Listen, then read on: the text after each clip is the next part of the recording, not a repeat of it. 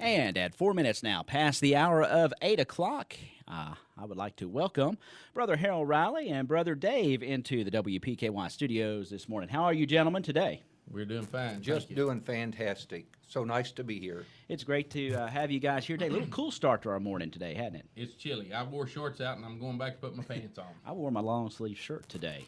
I should have got up and listened to you on the radio, listened to the weather. That's what I should have done.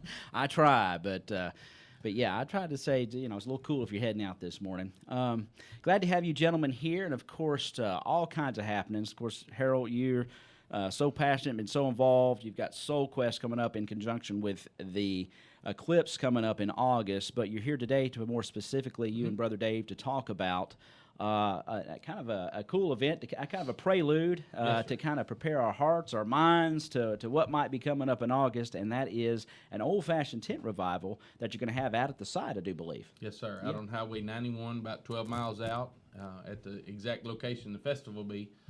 We have come together, pastor and several other pastors, to present an old-fashioned tent revival out there in preparation for it. Okay, good deal. Good deal. Yes. Okay, Brother Dave, tell us more about Pleasant Grove's involvement in this, because that's out there right in your wheelhouse, that area out there.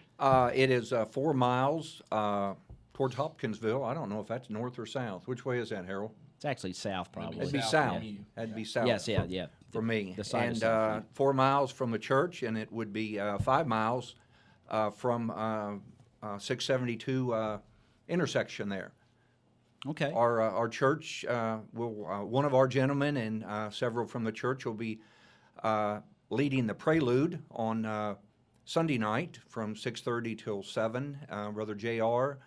and others. I know he's excited about being there singing, and you'll really be blessed by hearing him and the others. That I hate to use the word perform. I just want to say that will be a blessing to you in song. Midway and Bainbridge Grove are also two churches that were lead in, if you will, supporting, encouraging, and solidifying the fact we need to do this. Now, there are other churches that are going to let out and be a part of it, but because those are the three closest churches, right. we asked them to kind of lead that up to be the foundation for the event happening. So they're all going to be involved, and they're listed, and I don't remember what the list is. Maybe Brother Dave is on who's doing Friday and who's doing Saturday, but everybody's participating in the prelude and helping out. Well, let's throw the dates out there for the event. June 2nd, 3rd, and 4th. 6:30 is the prelude, so people can come in, park, and get ready and find a chair and find a seat, those kind of things. Then 7 o'clock is the service. Justin Reynolds' band will be leading the worship and preparing the way, and then Brother Chuck McAlister will be doing the preaching, and so we look forward to what happens in that, and want everybody to come out. It's not a denominational thing. It's an opportunity for people to come together and be prepared for what's going on. Tell us a little bit about Brother Chuck McAlister. What's his background? Where's he from? And do you know much about Brother Chuck? Oh, yeah, Brother Chuck is a gentleman who was the evangelism director for the state of Kentucky. He was a pastor in Arkansas for about 20 years. He, in the mix of things, has a outdoor TV program that they run that shares the gospel, and he does a lot of outdoor programming where he comes in and does festivals and does meal times with folks related to wild game days and those kind of things. And he does a good job of connecting with people. Right. Very good job. He's probably one of the best I've seen. What you're in the business to do. Yes. He's in. So his son actually does a corporate program where he goes in and does leadership and things, and wiggles in the gospel and the Bible and what he's doing and encouraging CEOs and other folks. And so very equipped to do what he's doing for this, and we're grateful for that. And what about Justin? Tell us a little bit about Justin Reynolds and what he brings as far as leading the worship. Yeah, Justin's a fine musician. He's done revivals for other folks and been a part of some things that are happening in the mix of it. He is on the praise team at First Baptist here, but he's gathered some guys with him to lead this, and very, very encouraged that we can bring some young folk in the mix of what's going on and share and encourage folks through worship. when we're off the air, you sort of shared, well, before we came on air, I should say, you were starting your Facebook live stream, but you mentioned about NASA being in and being in touch with Christian EOC, and you got some little information about the eclipse from their observations and their meetings. So tell us about that a little bit. Yeah, of course, as everybody knows, there's a lot of planning going on, and NASA had some officials come to the area out there, land on the farms that are out there that are being focused on, ours and another one. Did some preparation. These folks travel all across the world for this thing, systematically and check it out. And their words to the director of emergency management over there was that the numbers and figures that folks are basing this on are way low, that we're undershooting, meaning 250,000 that's been projected is probably nowhere close to what the potential for folks coming in is. So, and that's coming from the people who are around it all the time and see what's going on. And with where it's setting in the focus and all the advertisement and other things that have been put out there, they know that people are going to flock in here. Right. And, of course, you've kind of been on the forefront since this event. At some point, it's first started just kind of coming into the area. You mentioned farms. I know you all have a location secured for your Soul Quest event.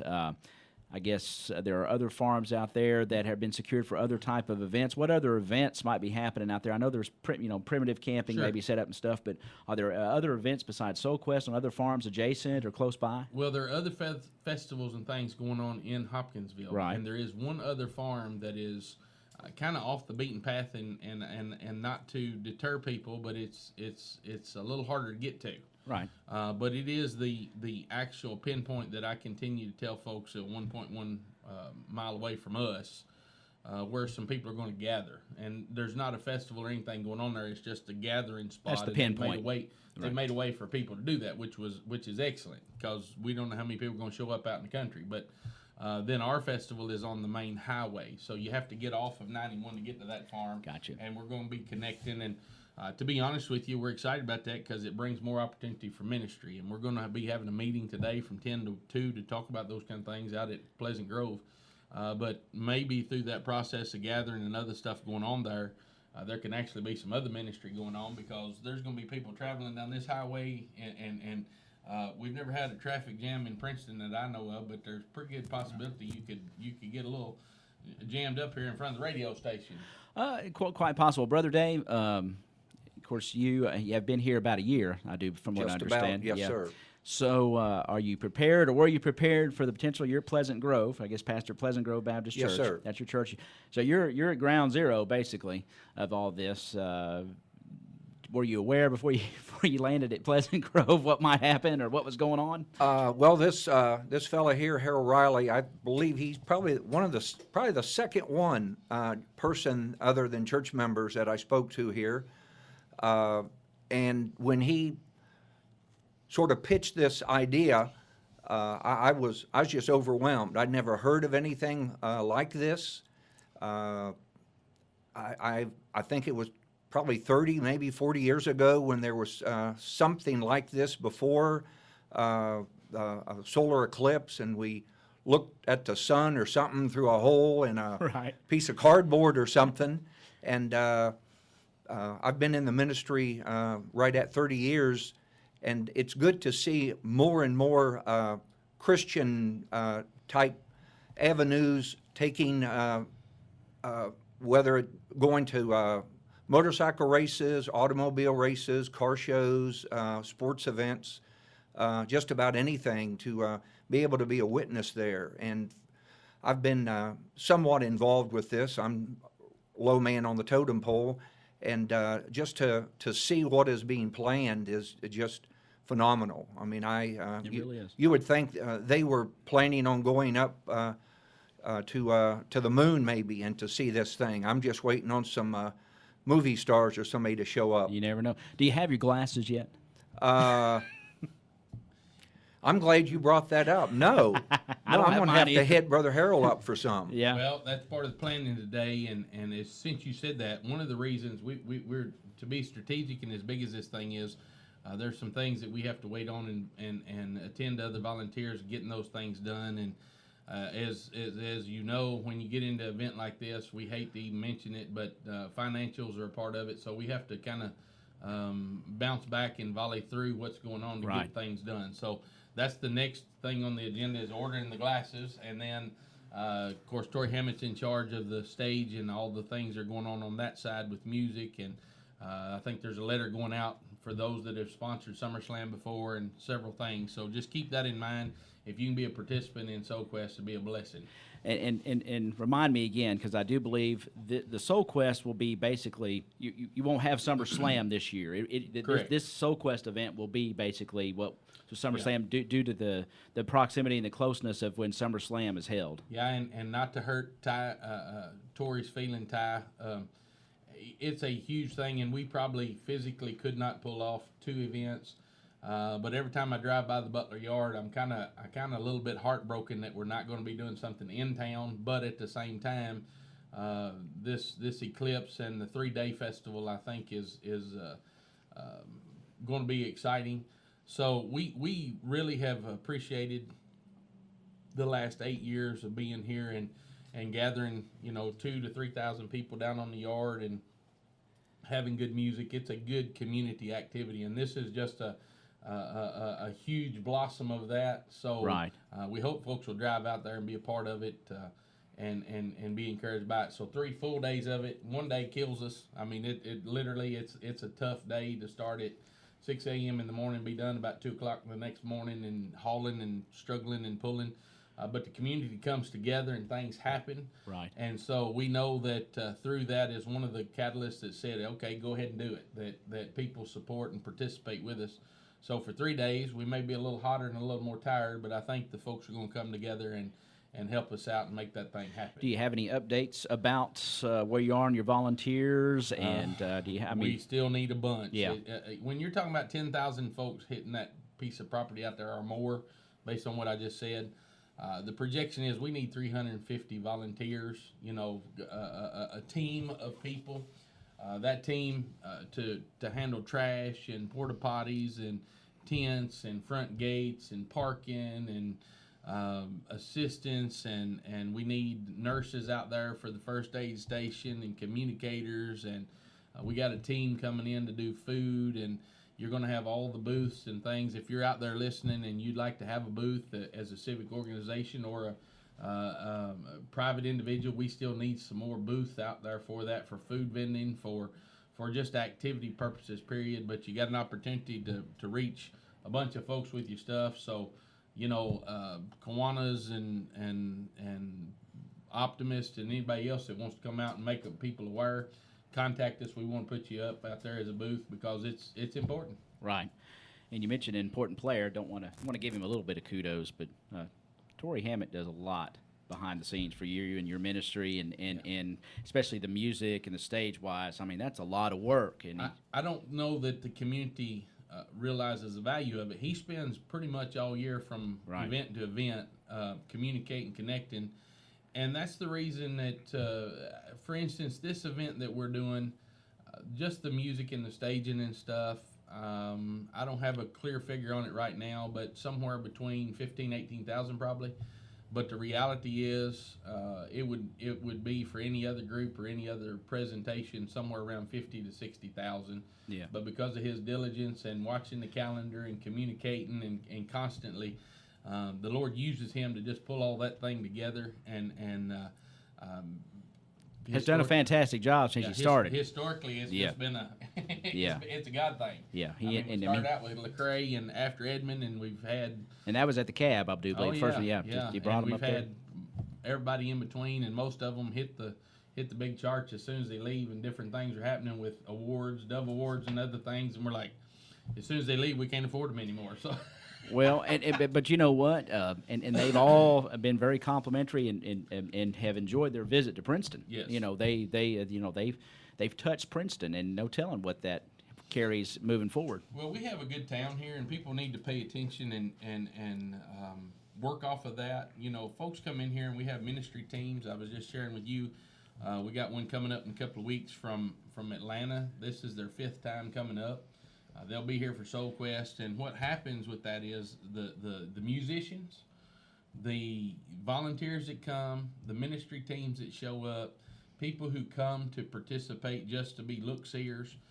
Historically, what we've found is they make a connection with us, and they're making regular visits back to P-Town to be a part of what's going on, and that's a good thing. That's a Yes. I mean, even down to the I throw a kudos out to Polly Eyes. Even when they do that, if they get a taste of some of that pizza, it's inevitable they'll stop by, grab a pizza, and then come work with us. And so, and that's another thing, and yeah, that's huge. connection. But yeah, the connection, and a lot of times I know when you've had groups in, Mike and them will feed them, and they do a lot. For instance, the string bean is another one that there's helps support, and a lot of them come in here, and the first thing they'll do is say, well, I want to go back and hang out down at String Bean for a little while. So it's a community thing, and our community is blessed to have places and areas where, people, I guess you say it's eclectic to us, but to them it's unique, right. And they like visiting here. Sure. We need to, and everybody listen to me, from your businesses all the way around to your churches, use this as an opportunity, not just necessarily to promote yourself, but to why not? What's going on in P-Town? Well, why not? Brother Dave, I don't know why he's not talking on radio, but he just said, I'm gonna ask him a question here in a minute. I don't know about what, but I'm gonna figure out something to ask him. Motel rooms are very few and far between, and so we have campground out here. Plus, we've got some spots where people can get connected. So we're looking for what God do, and that's another evidence. I know there's people in town that's rented out stuff down at the lake for $5,000 for the weekend. Again, be mindful people are coming. So the revival is part of that, getting things ready for that. Regarding the rooms, when I moved here in June, we went to Land Between the Lakes, and we were there in the park, and there on their the stuff they sell in the snack shop and all, there were those glasses you talked about, right? And a little map. I mean, people knew about this. I went home. My home is grew up in Southern Ohio, a community somewhat like this, and a gentleman that I'd graduated with high school. When I told him where I was, he wanted to know how close is that to the solar eclipse, and right. Boy, did I unload on him there. And him and his wife have gotten a room. I'm not sure exactly where, but it is at least an hour drive from, and he got this probably this time last year. So right. There are folks, coming all the way from Ohio, and I understand they're coming probably from across the big pond over there. Yeah, it's really amazing, and I don't, I'm not sure. I've tried to go out on the internet and do a little research myself, and just talk to folks that have lodging and stuff like that, and you really don't know what's going to happen. I mean, there's really no way to predict exactly, right. But you sense that there is a creeping of lots of folks to the area to see this, and it's going to be an interesting time for us, and we'll probably never see anything quite like it, really. Well, the unknown in that, there's a lady who works at one of the restaurants who's moved in here to Princeton, been here about 3 years, and because of this event, they're using it almost like a family reunion, and she said that she has 21 family members from Michigan and Florida and other folks coming that weekend for this. So wow. it's a to who knows, because of that, what's actually right. coming about. So that's one reason we wanted to put this revival together. Yeah, that's what I want to kind of do. Get back to the revival here coming up. Connect the dots on what's going on, because our people need to be prepared. Not only physically, meaning getting all the tents up and all the stuff, but spiritually when you're dealing with that many people. And our end goal is to encourage them, challenge them. We can be an impact on the world, but based on what the Lord has done and Jesus has done in us. And here's the deal. It's free here, meaning folks are not scared to share the gospel around here. People know that Jesus is the name and there's no persecution. So there are folks coming in from the rest of the world that may not have that liberty, that same freedom to see that. So they've come to watch the Son, the S-U-N, and we want to introduce them to the Son, the S-O-N, Jesus Christ. And so to do that, we got to be prepared. So Chuck McAlister is going to come in and preach to us, preach at us, or preach for us, however you want to look at that. But my prayer is that folks come out, be a part of it, come together in unity. Psalms 133 says how blessed and pleasant it is for brethren to dwell together in unity, and there's power in that and grace in that. So if we'll do that, he can do a work in us. And so the music and all that set up, come out 2nd, 3rd, and 4th, Friday, Saturday, Sunday night, 6:30, park out there, 7 o'clock the service will start, and we'll see what. There'll be signage, of course. You can see it up there on the hill, I guess. There's a huge sign out now that says revival. Yeah. Or at least it's being put out. Okay. And then, just run till it's over, correct? Yep. Okay. No necessary. Now, kindly, there's not going to be any crazy stuff where we're staying till 1 or 2 o'clock in the morning unless it's just ordained by the Lord to do so. I mean, so don't avoid it because you think it's some kind of crazy weirdness. Yeah, just a good old-fashioned tent revival, right? Old-fashioned tent revival. If somebody needs a little churching up, head on out, right? Amen. Yes, there are outhouses. Okay, so there'll be facilities there. Everything's there available that's necessary. Well, Harrell, I just can't, your passion for this, for your ministry, is just amazing to see. We appreciate what you do here in our community and regionally and across the state. You're a busy man, and sometimes too busy. So we need your help for this event. And we can't thank you enough for what you do in our community and your work. And Brother Dave, do you have anything you want to say to wrap up, or to tell folks about Pleasant Grove Baptist Church? Invite them to come see it. I mean, you've got a forum to do that, sir. We appreciate you. You're on our Sunday morning lineup, and so microphone's yours. Well, Pleasant Grove, I moved down here, as I said, about a year ago, and they're very, very lovely folks. It's a good community country church. You'll feel welcome. I've got people of all ages, from infants to seniors. It's we preach the Bible. We live by the Bible. We sing songs of praise to the Lord. Good old-fashioned hymns you'll hear, Just As I Am, and all that kind of stuff. We have an activity center there that I was really thrilled when I moved down here to see the many, many churches that have these activity centers. That shows community, not only a use for get-togethers and dinners and all, because I do know that as being a Baptist, a Southern Baptist, that we do love to eat. But not only that, but it's an activity place for the youth to have sports and just everything. It's just a fun thing. I want to say about the revival, it'll be a nice thing if you come out to that revival, that you'll see the spot where the Soul Quest will be, and there'll be a tent there and some porta potties and stuff like that. But when you come in August, it will not look like the same thing. Right. I would compare it to something maybe that looks like a state fair. Back home where I'm from in Georgetown, Ohio, we have the Little Brown County Fair that they sort of compare to the Ohio State Fair. This Soul Quest thing, from the various people that I understand are going to be there with activities, not just the singing and the sharing and all that. There'll be a crazy tie guy, I think, and it's going to certainly be a family-oriented, Christ-centered thing. But you know what? We're going to have fun. Yeah. I do believe that Jesus laughed. I think him and the boys, those 12 guys that followed him, I think they had fun. I think they laughed and enjoyed one another's company. And that's what I believe we want to do out there, is enjoy one another's company.